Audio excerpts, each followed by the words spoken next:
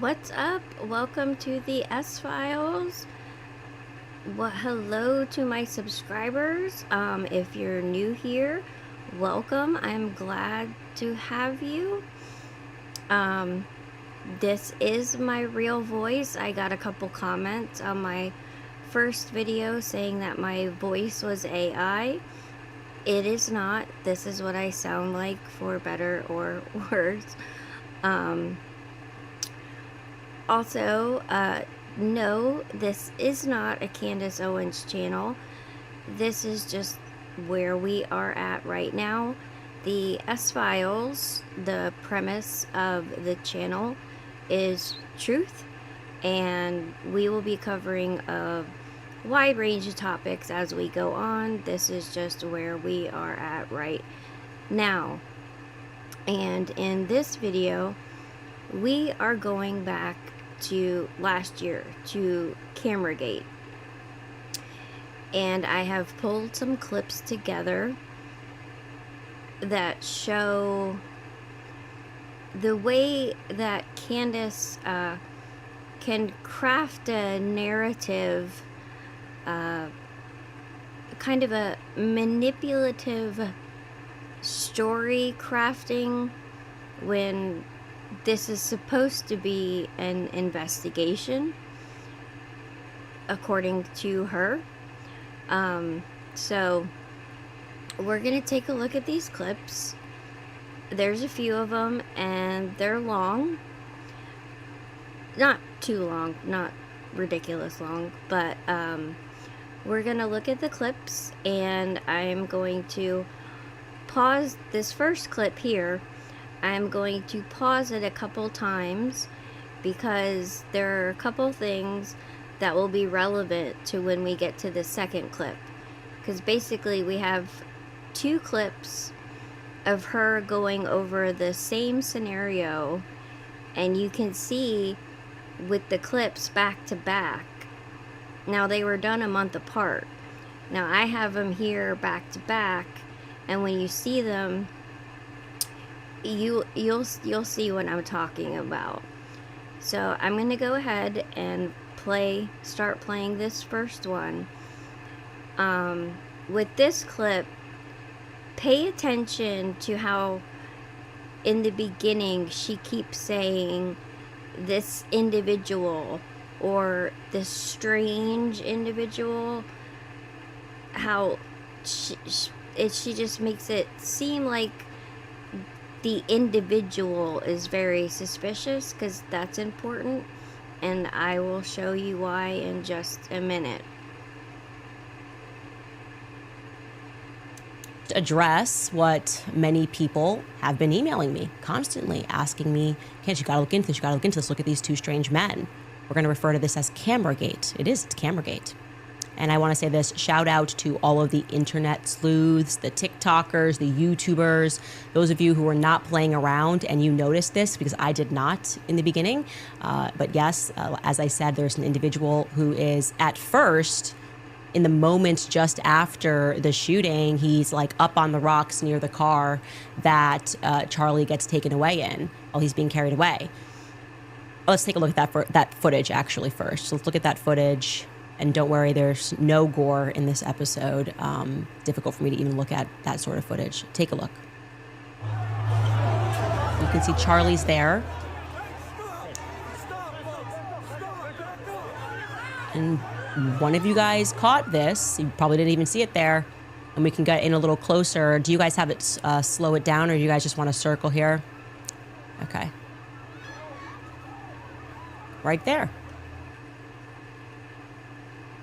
Right there.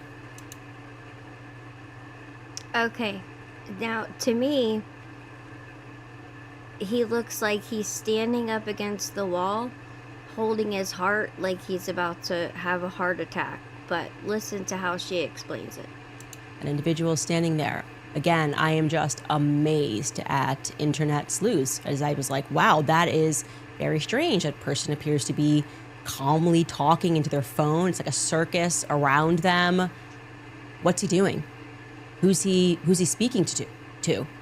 Then, just a couple of minutes afterward, that same individual appears alongside another individual, and he moves Charlie's chair. Like, that's a crime scene. That's not good. And he moves it because he wants to stand on it as he takes down the cameras, or the camera rather, that is just above Charlie's head. That's the camera that I'm talking about on the right-hand side. That's a camera that I'm referring to, and we are going to now take a look at him. And he is also the individual, as many of you pointed out, that was near Charlie or just before the assassination.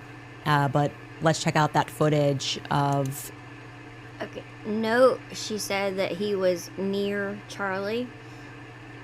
That'll come in the second clip. him in the immediate aftermath, kind of switching around the cameras, the two of them. Take a look. Fireworks.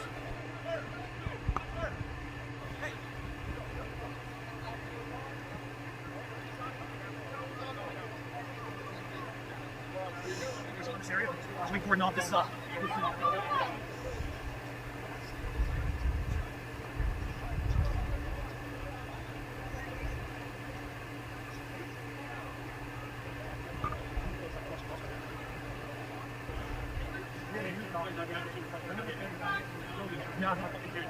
Safety team is here. I just heard them say the active shooter, Charlie Kirk, has been shot. Charlie Kirk got hit, is what the security detail just said.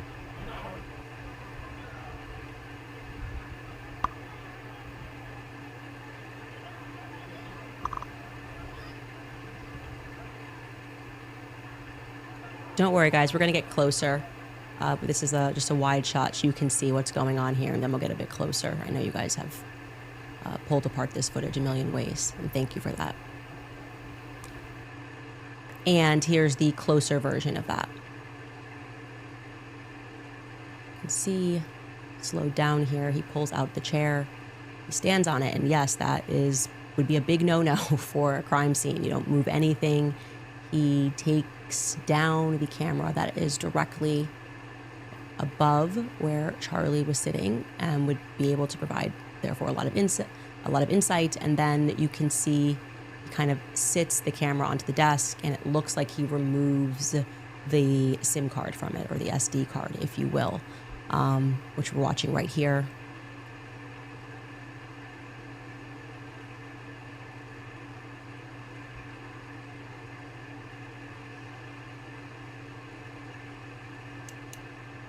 And I just wanted to add that the guy who actually took this footage didn't do it on purpose.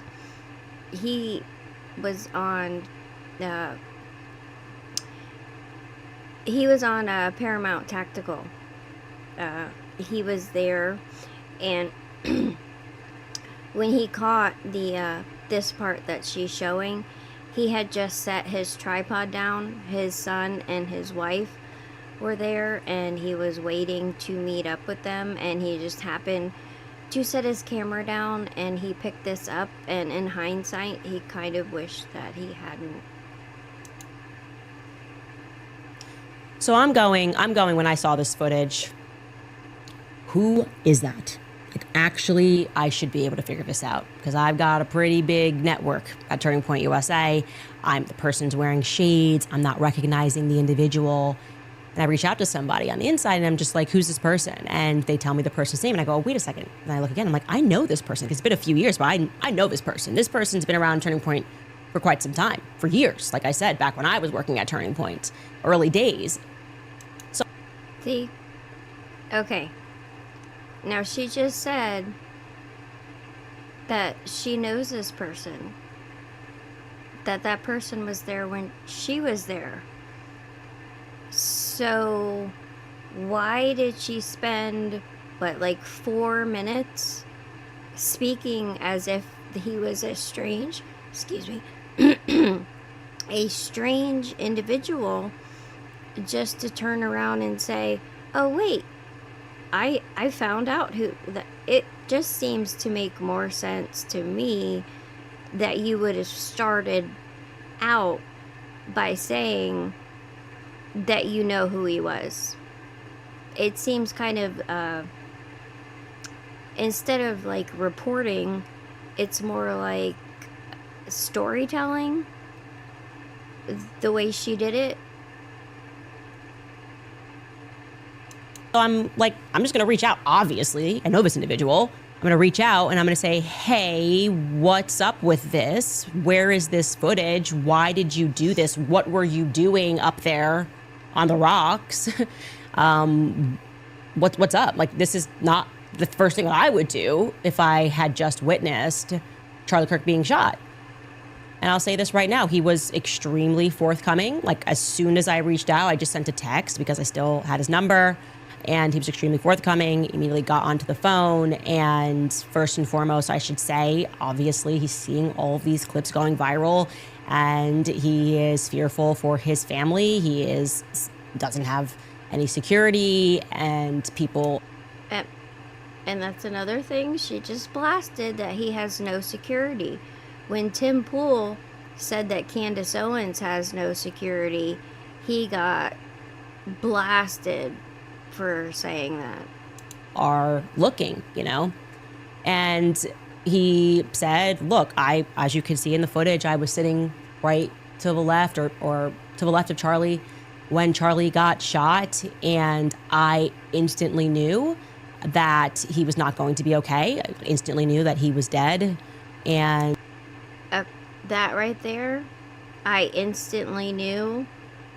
That is gonna remember that for the next clip.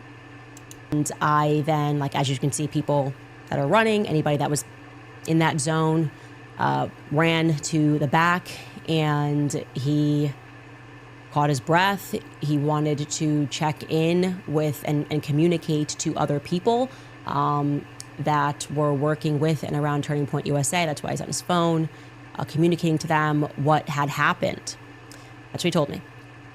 Then I asked, okay, well, what about this camera thing? Why would you grab the cameras? And he says, because the first thing that I thought is that I better secure the footage and be helpful and hand that footage over to the feds. Well, obviously, that's where things get into a pickle with me, because we don't trust the feds, right? I'm like, no, we don't trust the feds. So we don't got to do that. Just let me have the footage. I'm like, just send me the footage. Please let me look at it. There's a lot of conspiracies that are floating around right now. People don't know what to believe. It's actually kind of funny that she says that, considering most of the conspiracies that have come out since September have originated from her channel. But did you notice that she made a huge deal about him moving a chair? The whole point of a crime scene is to collect evidence. I don't really think that chair would make a whole lot of difference as far as the crime scene. But now with the footage, she just expected him to send it right over to her. Now, moving the chair was a big deal, but the actual camera footage that could possibly have who knows what on it, oh, don't give it to the authorities, send it to me. No, I think most of us in that situation would probably hand over the footage to the authorities. I mean, or is that just me? I mean, I don't know. And did you catch the part where she said that he was, on the phone with the people at Turning Point, letting them know what was going on when he was standing up against the wall? Because in this second clip, she's going to act like she doesn't know why he was up there. Okay. So the first clip was from September 19th, which was only 8 days after the assassination, which we know she just ripped into Erica for her behavior right after the assassination on that Zoom call. But I digress. Okay, so here is her on October 27th. So it's a little over a month later, and she is going to go over the same guy and the same scenario again, but she's gonna switch it up. And from what I can gather is in September, she still hoped that he would send her the footage. And this is the footage that she viewed over Zoom. So she did get to see it because he did that Zoom call with her. This is the footage that she said she watched over and over and over. So, alright, let's play what she had to say just a little over a month later about the same thing. The point is that I hit college campuses with Charlie Kirk for 6 years. I don't believe that there is a single living, breathing person who has spoken at more college campuses alongside Charlie Kirk than me. So I knew that things were weird when I saw first and foremost, the camera guy, the one who takes down the camera. Seeing him lingering alongside Charlie at the event flagged me as weird immediately. Okay? That's why I reached out when people saw him taking down the camera. I said, what is this? Why are you here? Literally, why are you standing next to Charlie? I've never at any college event ever in 6 years had that man standing next to me at an event, okay? Sometimes he wasn't even there. Other times, of course, when you are... That is going to be relevant in my next clip, which is not of her, but her saying in 6 years, she never had him lingering. Just remember, put that in your little notebook. In AV, your job is to be somewhere quiet. Your job is to have on like headphones to make sure the audio is good. Maybe the idea that they're miking, the person running a company is miking you up is completely absurd. I didn't like it. It felt new to me. And you know what? When I called him, things got pretty weird. He acknowledged that a lot of new stuff was happening on that day. And I inquired to him immediately about the... See, the phone call. The way she explained the phone call in September and the way she's explaining the phone call now are completely different. But when you don't see them back to back, you don't notice.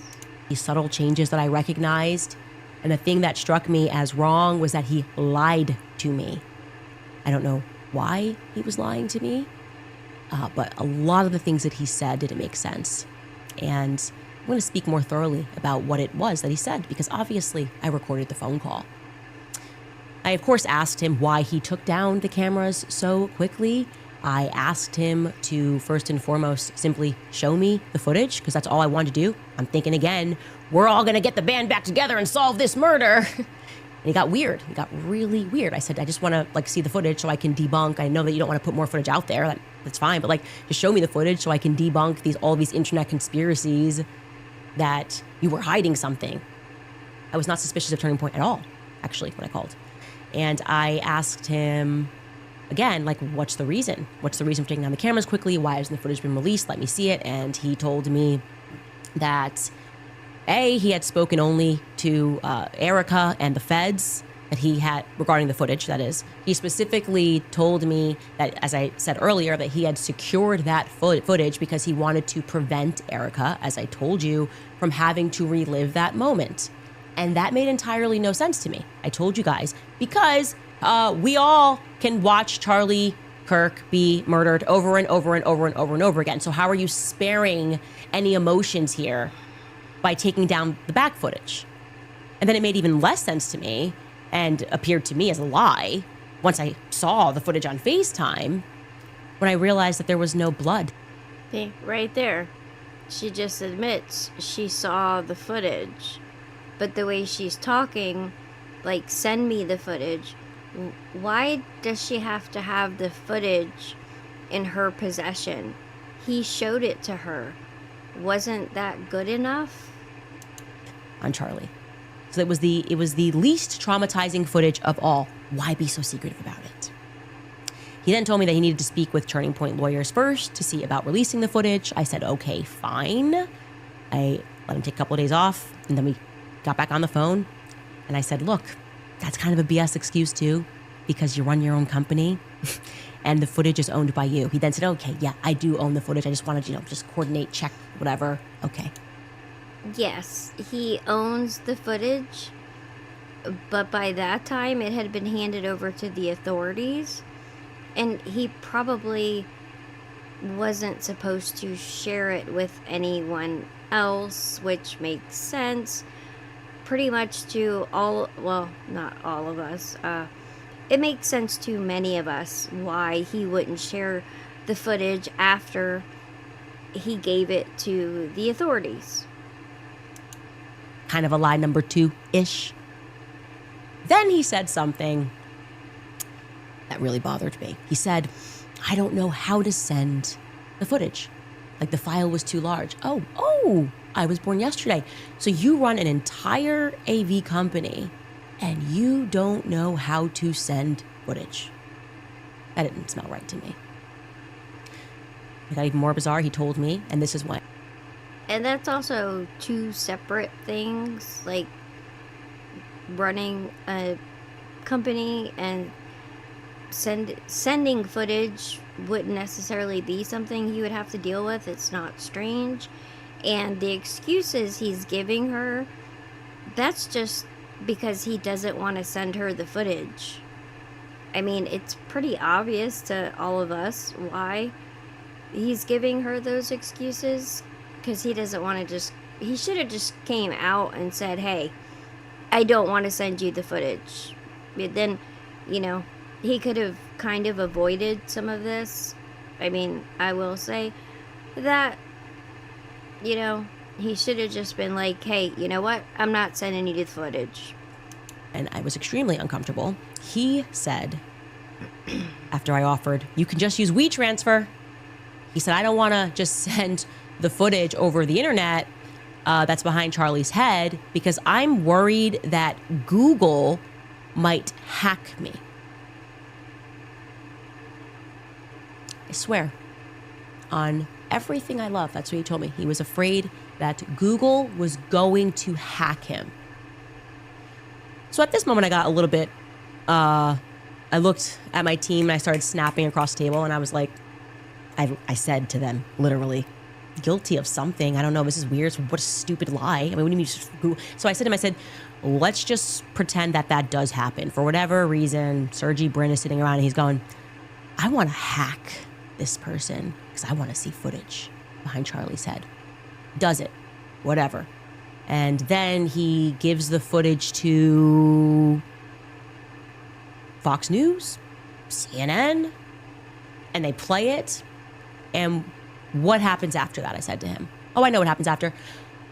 We all get to see Charlie Kirk die from a different angle. We've seen it die from 1,000 different angles. Like, what is actually changing if Google... First of all, that's creepy. And second of all, if he sent the footage and it got hacked and it got wide released, any evidence that is in that footage would get thrown out. I don't know what Candace does not understand about that there is a trial going on. Hacks you. Weird. A weird thing to say. I also asked him who he was on the phone with after Charlie got shot. And he told me, and I kid you not, he was on the phone with the ops. That's why in the first clip I told you to note about what she said about the phone call. That were back in Arizona watching. And I said, what ops? We don't have people back in Arizona watching when we do college campus events. Is that something new? He said, yes, it is new. In fact, this was the first time we were doing it. He said there were two ops that were watching it back in Arizona. And he told me that the reason that they were doing it was because, Candace, he said, Charlie, he was so ambitious, and it wasn't fast enough that it was all being live streamed. He wanted people to live cut the clips so that they could be the first people to get it on the internet. He didn't want to, he's like, not even a second to be wasted. So live streaming so everybody can watch, but they were racing some people to get the clips out faster than anybody else because Charlie's ambitious. Now, I got a little suspicious, and he could sense that I was now growing increasingly suspicious with every random thing that he was saying. He sent me a video that I didn't ask for. I wanted to see the footage. He then sends me a video, and I guess this was supposed to work. Remember, in the first video of her, the first video we watched of her, she said that she asked him, "What were you doing up on the rocks?" And now she's acting like she has no idea why he sent her this video. As some sort of an alibi. I don't know if he thought that I thought that he shot Charlie. I certainly did not think that he was involved in pulling a trigger and killing Charlie Kirk. I actually don't know why this video, I don't know what this video could have done that he sent me other than to make me feel even more uncomfortable. Because the video he sent me is quite shocking. It's also the reason that I knew that Tyler Boyer was lying when he tweeted that this guy was commanded by the police to take down the cameras. He's lying because I have every minute of what this guy was doing, thanks to him having sent it to me, okay? Every minute of what he was Because you asked him what he was doing on the rocks. doing before he took those cameras down. And there are only 4 minutes, by the way, before he takes those cameras down. So he's next to, and he is in front of Mikey McCoy when Charlie gets shot. Now, to his credit, he actually did see Charlie get shot.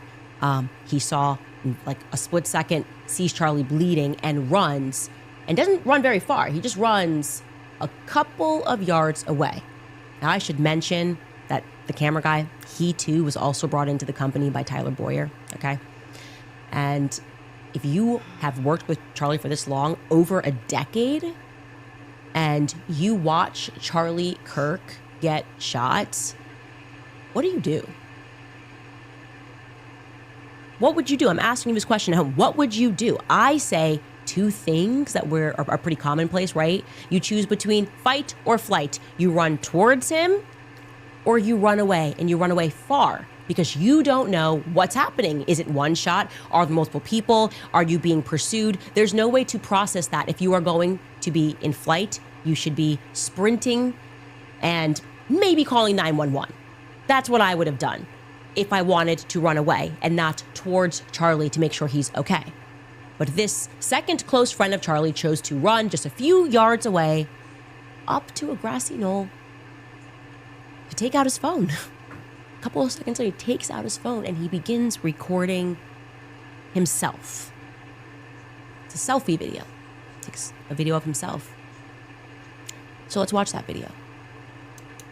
Okay, she says he takes a selfie video, but she had already said that he was on the phone with the ops at TPUSA on the live stream. So I'm not really sure what he was doing. I think he was actually live streaming to the people at TPUSA, letting them know what was going on. And you notice how she framed it as he ran up to a grassy knoll to take a selfie video. You take a look at the video, which you've probably already seen. That's not exactly what we see. They just shot Charlie.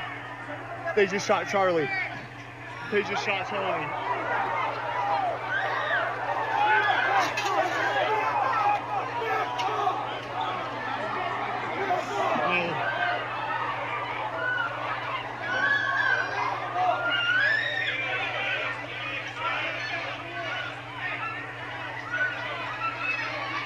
They just shot Charlie.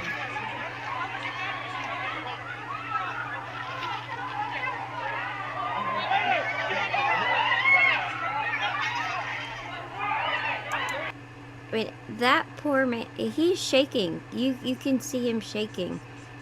You can see him breathing heavily. He is having a panic. He didn't run up to a grassy knoll to take a selfie video. He ran up there and he's hiding behind a wall because he doesn't know, you know, if the shooter's still running around. He's dead. God help him. And that's why, right there where he said he's gone,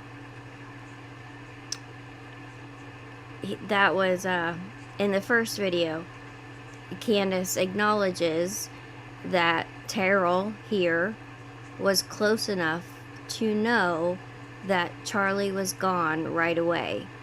But listen to her reaction after.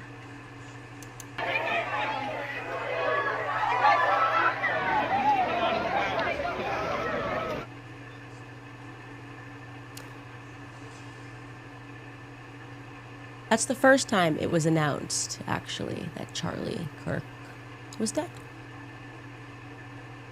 Kind of weird. Go ahead, catch your breath. Hit rewind. Watch it again. Watch it over and over again like I did, because you're probably thinking out loud, what the F did I just watch? What's going on? What were Charlie's closest friends and allies and the people that were going to carry on the torch doing? Oh, picking up phone calls they were already on, and filming themselves and prematurely announcing when not a single person could have known that Charlie Kirk is dead. Like I said, in the first clip, remember, she said that he was close enough to know. And even any of us who just watched the video, anybody who saw the close-up video knew right away he was gone. So if Terrell, and he was, because we have the video, Terrell was standing feet away from Charlie. He knew he was gone. And he had been working with Charlie for years, just like Candace said. Imagine seeing that. I mean, what would you do? I mean, I personally don't think him running away, standing up against a wall to catch his breath is weird or strange or odd or any of those things. And I have this. Now, I know a lot of you guys, some of you guys that I talk to in the live streams are a little bit perturbed with Officer Tatum, but he is going to refute a lot of what Candace just said. Remember how she said, who is this guy? And, oh, that's right, in 6 years, I never had him lingering around me. Let's hear what Officer Tatum actually did the tent events. Candace never did the tent events. Candace acts like she's been touring with Charlie every year since she left. She hasn't. She's only been doing a couple events a year, and they're all indoor events, so they're handled completely different. And Officer Tatum is going to debunk a lot of all of the things that Candace say are weird. I've been working with Terrell since I first started Turning Point. When he first started, I have done probably 20 or 30 events with Terrell. When I was going on tour for the last 2 years on all these college campuses, many of them Terrell was there. And Terrell set up the tent. He put on my lapel mic. He monitored the cameras, and he endured for 3 hours every time, listening to people that say the craziest things you could ever think you can hear of. He did the same thing with Charlie. Terrell is a good dude. And they now are using him to make money and get you all riled up. Terrell never released this video publicly. That was his own personal video that he decided to Candace is the one who released it publicly. make. When the rubber hit the road, his friend died in front of him. And one of the things that came to his mind was probably recording his last recording ever, because he don't know if somebody's going to come and do a rampage. Everybody's running. There's shots fired. We don't know if there's multiple assailants. And Terrell decided to do this. Terrell will never portray Charlie Kirk. I will put my life on Terrell. I can't name these other people. I don't know. If I don't know whether you would do, will you betray Charlie or not, I can't speak for you. But I know Terrell. He would never betray Charlie. He's not a combat veteran. So, of course, he's going to do things that now, in hindsight, some people think is mysterious. When they say he stepped on the chair and he took down the cameras, you put your thinking cap on real quick. The shooting has been over for a period of time now. Now you see some of the FBI agents are showing up. He's taken down. Would you want him to leave it up there in perpetuity? He take it down, give it over to the FBI. Well, let's play this clip real quick of Terrell that people are now blasting him over, because I'm going to defend him to no end. And I don't care if you like it or not, to be honest. I'm going to stand by. I'm a loyal person. I'm going to stand by people that I can vouch for. Roll the clip. I cut the clip out because we just watched it, and I figured that clip has been spread around enough. Shame on you. I'm looking at you. Shame on you for criticizing Terrell for his reaction. Were you there? Did you witness Charlie die in front of you? And I don't want to hear nobody say, he prematurely said, did you see the video? My team saw the video the day it happened. I didn't see it. I was on the live stream praying because I saw the one at a distance. They watched it, and it popped up over here, and they go, oh, no. Oh, my God. I said, don't show it to me, because I actually cared about Charlie. It hurt me. I cried on my live stream. My wife, nobody's ever seen me cry before. I cried on my live stream because I love Charlie. And I didn't want to see him die. But I knew that something was bad when they gave the reaction right over here. And when I later watched the close-up video, I said, there's no way he lived through that. He died instantly. And now the medical examiner and all the reports have come out. Yeah, he died instantly. It severed his spinal cord. He got a pulse at the hospital, but he had already it was not connected. So the pulse was, they got the heart beating again because it's electrical, but it was no purpose of the heart beating because the brain wasn't connected to the body. It severed all of that. And me being a person who know something about ballistics, it don't matter if it was a 5.56 or a 308 or a 30-06. When you get shot in the neck like that, the cavity that it creates is everything is eviscerated of the size of my fist through Charlie's neck. There's no way he survived that. Imagine watching it in person and seeing blood come out of his neck and his body stiff and his eyes roll back. Terrell knew he was gone. You didn't know because you wasn't there. I'm watching his real reaction of fear, anxiety, stress. He don't know what to do. What would you do? Oh, you wasn't there. Oh, you've never been in a situation like this before. I've seen cops act like this at a crime scene that we've done 5 or 6 times already. But it's cute for you to judge behind your TV screen, behind your cell phone, in your mama base, wherever y'all doing y'all thing at, than to have a heart for this man. Your reaction should be, dang. Like when I just looked at this, I'm like, my heart broke for him. Because I know him. And I know how much he loved Charlie. Now, I know he did not call Candace out by name, but that was one of the reasons I put the dates on the clips. He made that, you know, the day after Candace's second video.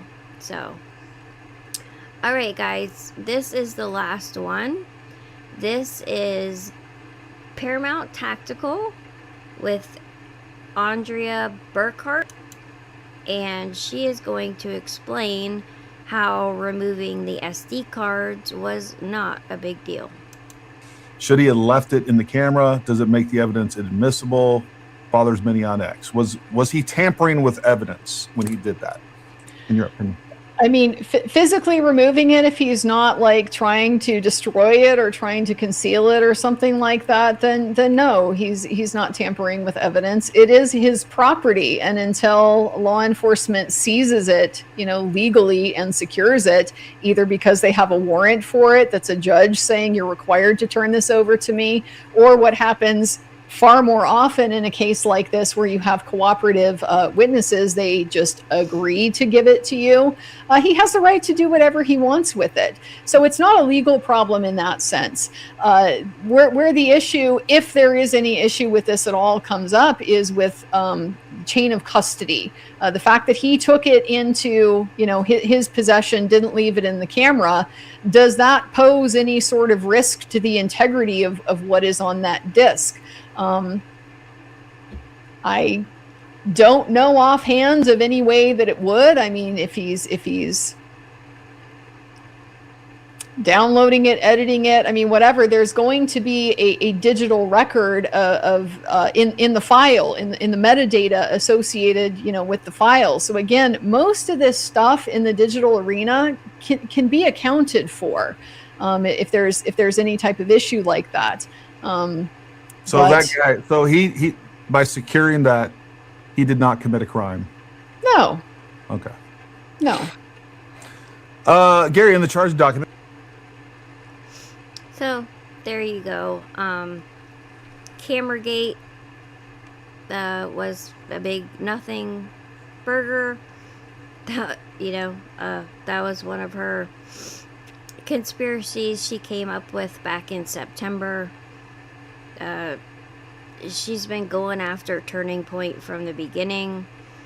I came to the conclusion that I think she really hates Turning Point, based on the way that she treats PragerU and especially Daily Wire. It seems like any company she works for, she can't stand. But anyway, I hope this video, I hope you were able to see what I saw and you know, see how from the September 19th narrative around the cameras changed once we got to October 27th. The October 27th, she was very angry and upset. And then we had Officer Tatum come in and pretty much confirm that, yes, Terrell is always there. You know, he does mic the people up. He does put the little lapel mics on. That's his job. Where, you know, Candace said that's weird, you know. So I hope you guys got something out of this. I thought it was important to share. I did my best, you know. I'm still new at this. I will get better at it, but I hope you guys got something out of it. How you can see how she crafts a story and creates a narrative and then changes it, twists it. It's more about it. It seems like to me she takes everything kind of personally. She's not looking at it objectively. at all, and is she still not looking at it objectively? So I don't know. But if you like the video, you know, hit the like button.